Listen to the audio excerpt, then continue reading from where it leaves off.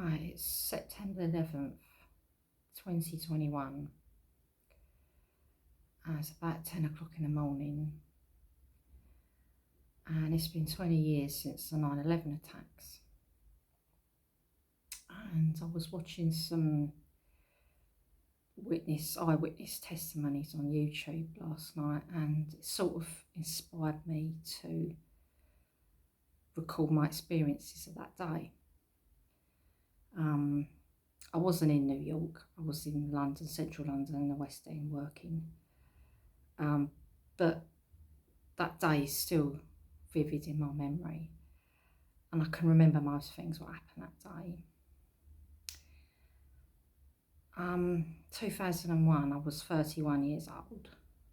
I'm 51 now, nearly 52, and a lot's changed since then. My whole life is completely different.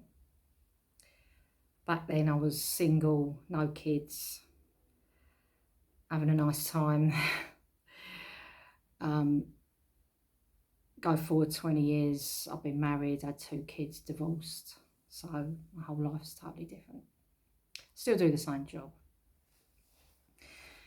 So I'm going to start off describing how that day unfolded back then. So I was working in the West End, and that particular morning I was driving my van along Chelsea Embankment. Lovely weather, clear blue skies, sun, warm, mild, lovely. I'm driving my van down Chelsea Embankment thinking, oh, what a lovely day, lovely. And then the news came on the radio. A plane has hit one of the towers of the World Trade Center. And it wasn't even the headlines. I think it was about the sort of 3rd or 4th story along. The news started, this has happened, that's happened, this has happened. Oh, and by the way, over in America, a plane's at the top of one of the World Trade Centers. Now, at that stage, I'm thinking, oh, it's an accident. It's a small plane, flying off course, flying too low. He's gone in to the top of one of the towers by accident. Didn't think much of it. And anyway, I'm driving along, and I don't remember what happened then. I remember being in the van again, and the news came on again, and I don't remember how much longer after the first. I don't remember, but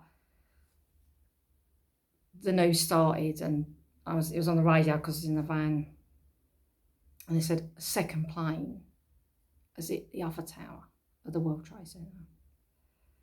And we know now it's not an accident. It's got to be terrorism. Planes must have been hijacked and flown into these towers on purpose. And I just couldn't believe it. My heart sank.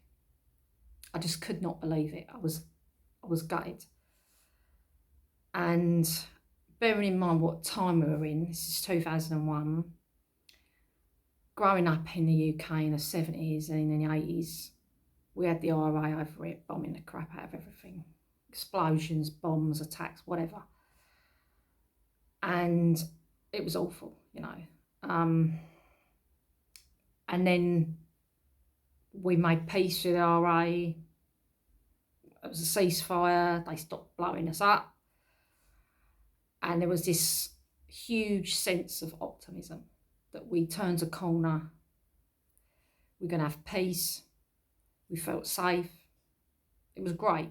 We had a Labour government, and we had this sense of optimism that things were going to get so much better and be better, And as soon as I heard that, and I think one of the bulletins said, oh, they think it's Islamist extremists. And it was like, oh, here we go again. We've just got a little bit of peace and stability. Now we've got to deal with all this. And I knew then, sitting in my van, driving along, we got this for the next 20 years, And I can't remember exactly what I did, but I know I picked up a job in the afternoon in Belgravia, Lounge Square, Lounge Street, sorry, Belgravia. And it was this Portuguese couple living in this basement flat, and they were like the caretakers of these flats in this house in Belgravia.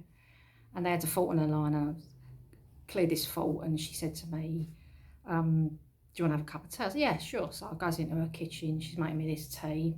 We're talking about, oh, isn't it awful, these planes going into the World Trade Center. I think the one that did the Pentagon, you know, and we were standing in her kitchen talking about, oh, isn't it awful? And she had like a sort of kitchen with a living room, and her husband was sitting down watching the telly, and he had the telly on, and they had the towers there, smoke billowing out the top. And I'm chatting to her in her kitchen. Next minute, her husband just starts going nuts, just starts screaming, crying, going, oh my God, oh my God, oh my God. And we're like, what's happened, what's happened? And of course, he walked through to the living room bit, and one of the towers had collapsed. And I'm watching it, I'm standing there with this cup of tea in my hand, watching this tower collapse. And these two, this couple, just lost it. They just completely, they were screaming, crying, tearing their hair out. And I'm standing there with this cup of tea in my hand, and I'm one of these people, if I see someone like that, they're suffering or they need it, I'll go and help them. I won't walk away, I'll go and help them, you know. So I tried as best as I could to calm this couple down, and I just said to them, look, you know, don't worry, the planes hit hours ago, they've had hours to evacuate the buildings, everyone's out, don't worry about it, it's no one's been hurt, you know. And I didn't know that. I had no idea whether there were people still in there. But I said it to them to calm them down. And after a while, they started to calm down. They started, and the guy's going to me, oh, are you sure there's no people in there? I said, yeah, don't worry, they're all out. They've had hours to evacuate the buildings. And eventually they calmed down. And there's one point where we were all hugging each other in this group hug, like, because they were really, really distressed and crying and everything. And we sat down on their sofa, and I sat there for a while, and it was, by this time it was about 4 o'clock, 3:45, something like this in the afternoon.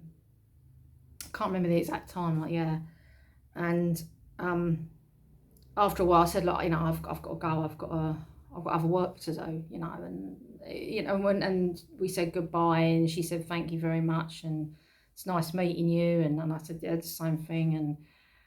And I went out of there, and I sat in my van, and I put my laptop up. And in those days we got our work on laptops, and I sat looking at this laptop thinking, I'm going to do some more work.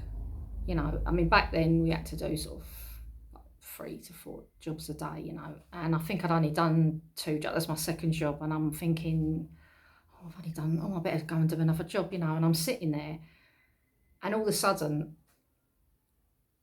I thought to myself, what am I thinking about?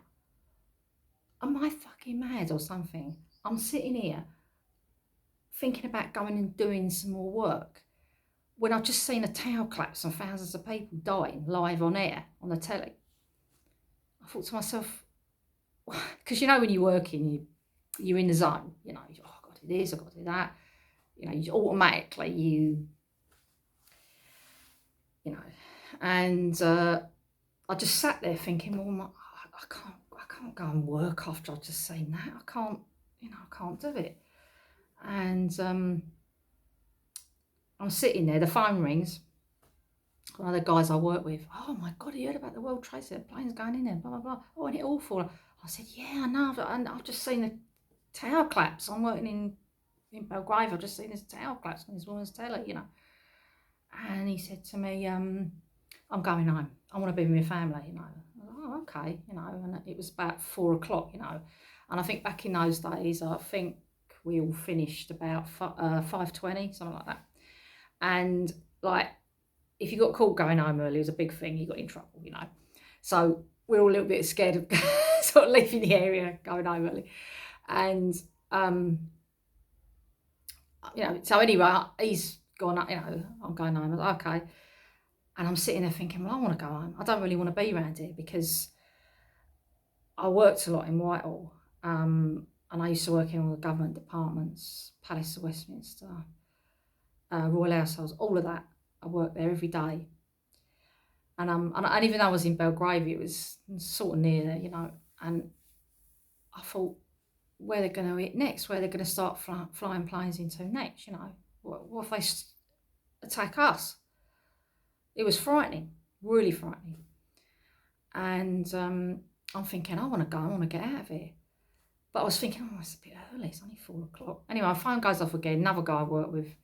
Oh, have you heard about the World Trade? Have you seen this? This is terrible. And I was like, oh yeah, I know, it's awful, isn't it? You know, and he says, I'm going home. I'm like, oh, are you going home? So, yeah, okay, he's going home and all. And I'm thinking, well, if they're going home, I'm going home, you know. So I started driving to how I used to go home in those days was either down the King's Road, Fulham Road, and either Wandsworth Bridge, Trinity Road, Tooting to where I live in Mitcham in South West London. So I used to go home every night. And I thought, so I started sort of leisurely driving down Fulham Road, wherever, and I'm thinking, oh, if I get caught, I'm going, I'm really worried, you know, you're not really realising how big this event was, you know. Even though it wasn't happening where I was, it was happening in the States. I still worked in the centre of government. I still, you know, and it was frightening. I just wanted to get out of there. So I got as far as the traffic lights at Wandsworth Bridge. I'm sitting there at the traffic lights, and the text goes off on my phone. And in them days, all right, we can't do it now, but in those days I looked at my phone, and it said, whatever you do, finish what you're doing, go home. It's from that control, work control, go home. I was like, oh, go home. So I didn't feel so guilty. So I'll tell you something, those lights changed, and I pelted across Wandsworth Bridge, and I put my foot down, and I've never driven so fast without getting nicked, you know. And I've just put my foot down, and I pelted up, and I got home in half an hour, and it normally used to take me an hour to get home. And the roads were empty. No, hardly any traffic on the roads. I don't know whether people were too frightened to come out their house, whether they were watching it on the telly somewhere, I don't know. But the roads were like virtually empty, and I just put my foot down, and I pelted home. I just wanted to get home, get in my house safe. And I can't remember, I'll have to work out the timings when the second tower collapsed, but I know I was in Belgravia when the first one collapsed. And by the time I got home, because it only took me about half, it was like 4:30 I got home, I got on the phone to my ex then, and I said to him, I'm okay, I'm at home, you know, nothing's happened where I work, you know.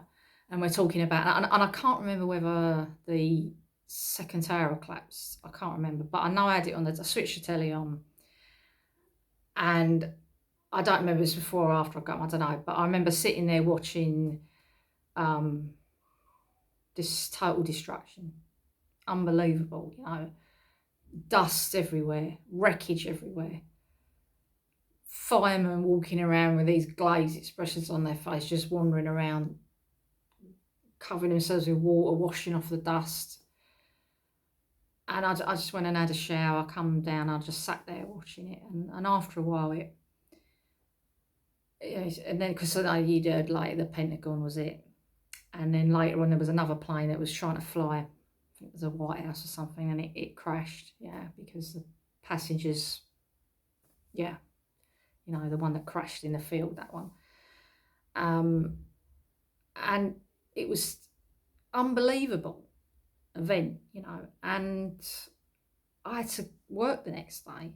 I had to go and work on that area the next day. And I remember my first job I had was in the Haymarket, and I remember parking in a little side road, Charles II Street, I think it's called, and they got a prep there, and I bought a coffee and bought a paper, and I sat there in my van looking at these pictures of 9/11 and the buildings blowing up, and it was awful, absolutely awful. And I remember the first job I had, I walked up to this office and there was a sign on the door that said, "We're closed because of 9/11." And it was scary working on that area. That's like, because I worked in Whitehall and I had security clearance and I worked in all the government departments, Downing Street, Palace of Westminster, all of that. And they had a no-fly zone over central London because the planes used to fly in and they used to fly down the river. They used to follow the route of the river down into Heathrow. And they used to fly really low, you know. You'd see them flying down the river. You'd see Concorde coming in, flying low, following the river down into Heathrow. And all of a sudden, no planes flying over, you know. And yeah, it was scary. It was scary. I mean, security was ramped up big time. I used to do a lot of work in the Palace of Westminster. They had armed guards standing at the door, holding machine guns. I'd never had that before. And whenever I went to work in there, because they knew me, I was like the only woman. And I used to drive in there, and we had contractors passes. Contractors pass, and they knew me, and there'd be a guy standing there on the machine gun. Oh, it was horrible, you know. It was really scary, you know. And I remember thinking at the time, you know what? I don't want to die. I'm too young to die. I'm only 31, and I knew I wanted to have a family. I didn't have kids then. I knew I wanted to start a family. And yeah, in 2004, we became my husband, and in 2004 we had our oldest son, and then 2009 our youngest son, and I mean, we're divorced now, but yeah, 20 years on, my life's totally different, completely different, yeah. And I live here on my own with my kids now, and I'm a key worker. I've had to work through all the lockdowns. My kids' schools have been closed. I was supposed to do this filming this week. I was going to do it and have it ready to upload today on 9/11, but I've been working a week, and it's the first week of the kids' school. They're back to school this week. My oldest is at college. My youngest is back to school.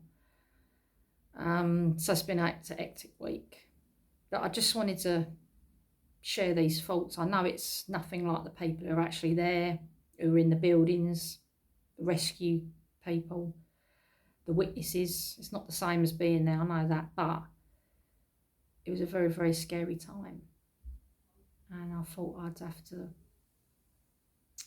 record this, you know, and share it. I normally don't do this. I'm a very private person, and I don't do any social media. I don't want to know about all that. I'm very private. My kids don't do it. We're very private, you know. But